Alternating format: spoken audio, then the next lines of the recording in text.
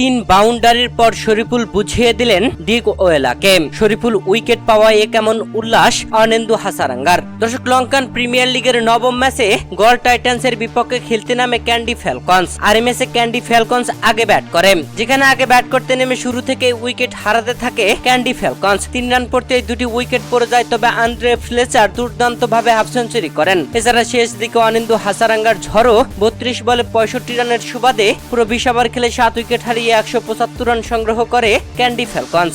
176 রানের টার্গেটে ব্যাট করতে নেমে গড় টাইটান্স প্রথম থেকেই পিটিয়ে খেলছিল, যেখানে ওপেনিং এ ব্যাট করতে আসেন নিরোশান ডিকওয়ালা ও অ্যালেক্স হেলস। ক্যান্ডির হয়ে ওপেনিং এ বল করতে আসেন শরীফুল ইসলাম। শরীফুল ইসলামের করা প্রথম বলে একটি 4-এর বাউন্ডারি মারে নিরোশান ডিকওয়ালা। এর পরের বলে আরো একটি 4-এর বাউন্ডারি। পরপর 2 বলে 8 রান তুলে নেয়, তবে তারপরের বলটি দুর্দান্ত করেছিল শরীফুল ইসলাম। বলটি হয়েছে ডট। এর পরের বলে আরো একটি 4-এর বাউন্ডারি। তারপরের বলটি ডট এবং শেষ বলে শরীফুল দেখালেন চমক। বলটি মারতে গিয়ে উপরের দিকে উঠে যায়, দুর্দান্ত ভাবে ক্যাচ ধরে নেয় আন্দ্রে ফ্লেচার। প্রথম উইকেট তুলে নেন শরীফুল ইসলাম। আর শরীফুল ইসলামের এমন উইকেট পাওয়া দেখে রীতিমতো উল্লাসে মেতে ওঠেন অনিন্দু হাসারাঙ্গা। নিরোশান ডিক বিলা 12 রান করে প্যাভিলিয়নে ফেরেন।